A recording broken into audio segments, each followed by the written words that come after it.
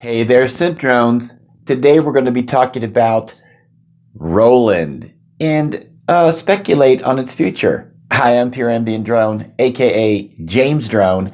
Hit the subscribe button, tap the bell, keep up with all of my synth adventures. Take the synth adventure further by visiting me at jamesdrone.com. Jamesdrone.com is the place to be to connect with me. So I was talking with somebody the other day about Roland synthesizers and the Zen core technology versus the ACB technology.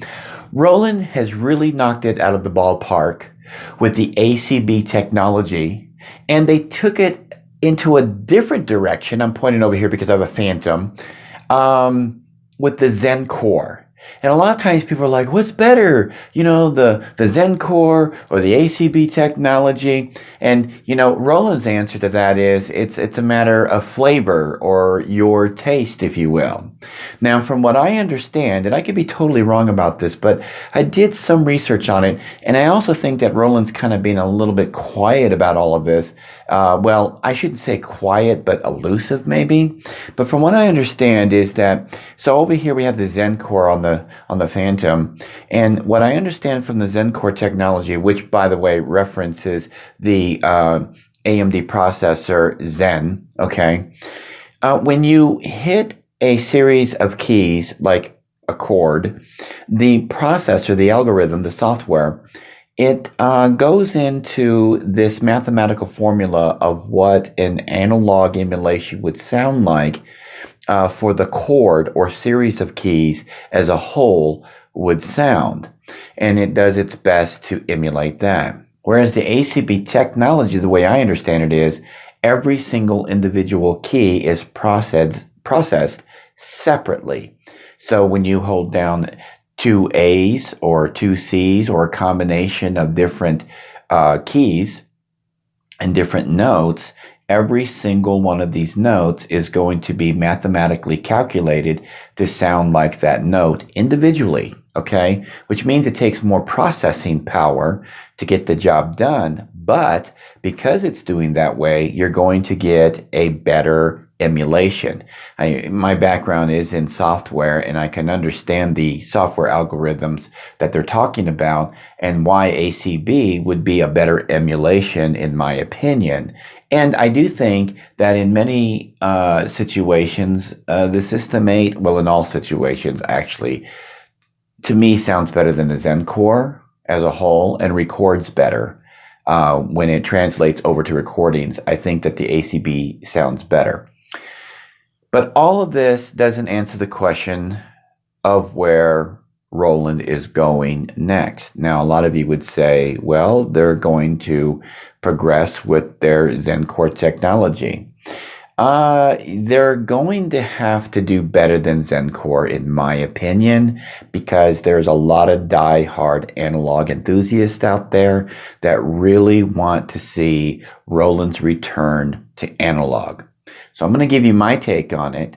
And again, I have no crystal ball, no fortune-telling skills whatsoever, but I do keep my eye on the industry, and I do keep my ear to the ground about some things, and here's what I think.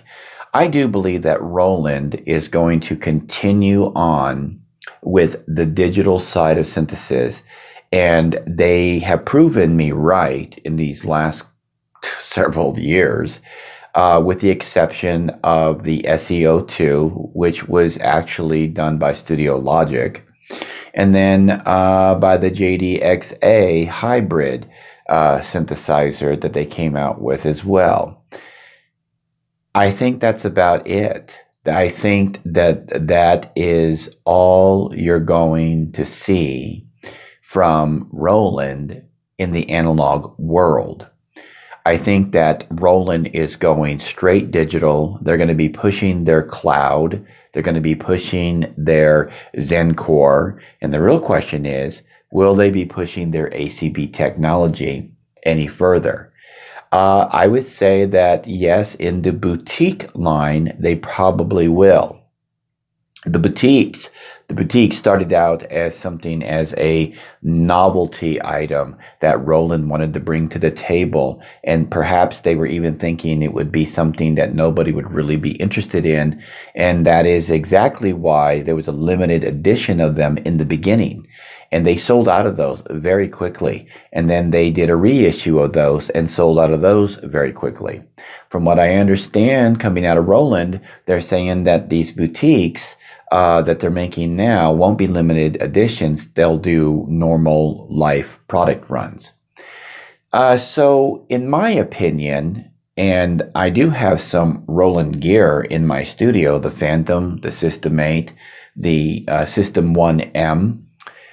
And this is later technology. I have a Juno 106. I have a Juno 2 as well.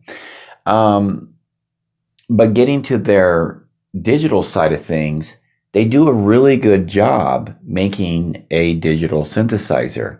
And their digital and their virtual analog synthesizers sound really good to my ears. They don't exactly, in my opinion, emulate a full analog system. Now, some would argue with that, and that's fine. But I think that if you compare them completely one-to-one, and you do everything possible to tweak, you're going to find out that their digital synthesizers have abilities that their analog synthesizers from yesteryear don't have. And then you're also going to find that their analog synthesizers from yesteryear has character about them that their digital counterparts cannot emulate. And that's because of the nature of analog. Analog, by its very nature, is pure electrical sound. And being such, it's unpredictable and completely what I call natural random. Now, it's naturally random sounds. You're going to get minor nuances inside of an analog machine, especially, I would say, the older stuff that isn't as tuned as well as some of the stuff we have today, especially VCO synthesizers, creating what we would call warmth and character that the digital synthesizers haven't quite caught up with yet. The question is, isn't that good enough, right? I mean, if you're happy with what you're getting out of a box, what does it matter that it can and can't do? And really, honestly, that's the ultimate answer. Are you happy with what you have? I like to say there is no bad synthesizer. There is no bad musical instrument, okay? It's whatever you want to use and whatever you're happy with, as long as you're making music or sounds that you enjoy and others enjoy. Hey, more power to you. I once made a track called Egyptian Space using a Coke bottle for some of the percussion. Yeah. So it can be done with digital synthesis. And there's some really good conveniences that Roland has brought to the table with digital synthesis, especially the built-in effects that come with it, the sequencers that they're adding to some of their newer synthesizers like the Phantom. There's a lot of modern conveniences that we don't see in some of their old gear, and it's new stuff. And, it's affordable, whereas the vintage stuff is going up, up, up, up. Rather than buy a Jupiter 8, I settled, and I do mean the word settled for a System 8. And that's because I don't want to dish out anywhere between $12,000 and $20,000 for a Jupiter 8. Would I love to have a Jupiter 8 over a System 8? I'm not going to lie to you and tell you I wouldn't. I think anybody practically would, just for the sake of having a Jupiter 8. But that doesn't mean that a Jupiter 8 is any better than a System 8. And none of this answers the long-term question about where we think Roland is going. Well, I was talking with someone yesterday, Rick Marston. We talk a lot on the phone. And one of my speculations, and I think he kind of agrees with me. He can leave a comment and answer whether or not he agrees with me. I don't think I ever got that out of him. We talk about so many things. I think he would agree with me that the market for Roland is going to become more studio home uh, targeted. And they're going to be more of a competitor for companies like Casio and Yamaha rather than go against people like Korg or Behringer, to name just a couple of synth companies, or even Waldorf, okay, who is still going after the hardcore synth drones that are out there. Now, here's something you have to keep in mind. There's a huge market out there for people who are just hobbyists. They just want to get a keyboard in their hands, and they want to be able to twist things and punch things and slide things. And that's where we get Dave Smith Instruments that comes in, or I should say now Sequential. I'm just used to calling them Dave Smith Instruments. But Sequential, we have a Prophet 12 here with lots of knobs, lots of buttons, and hardcore synth drones. We like that hands-on control. So what did Roland do? They made themselves a box called the Jupiter X. The Jupiter X will go in and satisfy all those cravings for sliding things, rotating things, and pushing buttons. There's one other thing I wanted to mention about Roland's market targeting, and that would be the live players. Okay, they're looking for those who want to play live gigs, and they have light equipment, because let's face it, some of the gear coming out, not all of it, because the Phantom is quite heavy, but it's also big. I have the 76 key. Many of the products coming out by Roland, I believe, are targeting live players. We have the MC101, the MC707. We have the Jupiter line, especially the Jupiter XM, and not to mention all of the supernatural stuff like the JDXI, for instance. Okay, just to name one. And all of these synthesizers are light, including the JDXA, which is a supernatural hybrid with analog.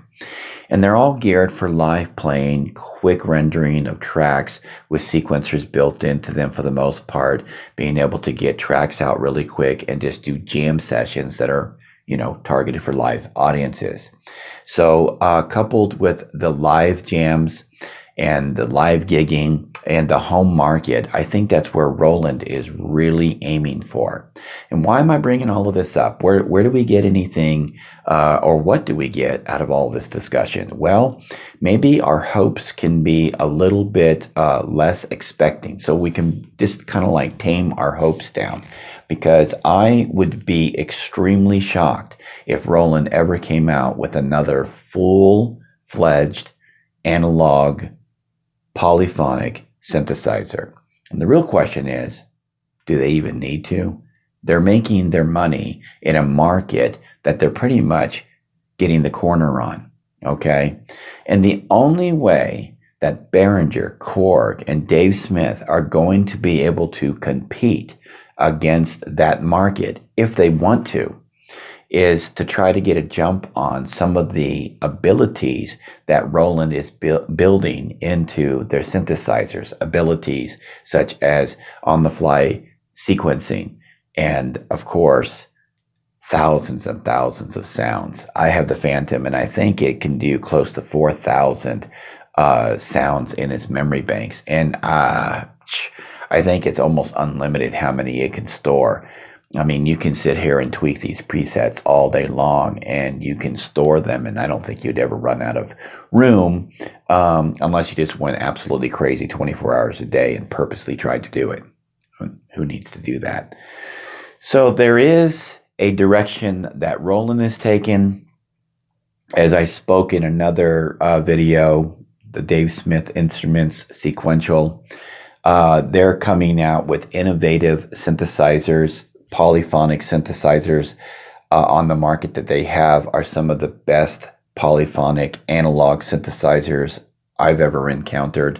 And even their yesteryear stuff, I've got a 6-track sequential circuits sitting over here. Man, absolutely sounds phenomenal. Love the old sequential stuff. Korg, they're dipping their fingers in the hybrid synthesizer market when it comes to the XD mini log, and them and Behringer and sequential are really the three major analog companies. Yes, we can include Electron. Yes, we can include Studio Logics. Yes, we have a lot of other synth companies out there that is doing analog, but they're not major players. When Korg releases a new product, everybody goes crazy on the internet. Okay? When Dave Smith from Sequential releases a new synthesizer, everybody goes crazy on the internet. So we know who the big players are, and we don't even need to even mention that when Behringer teases something, everybody's hair falls out.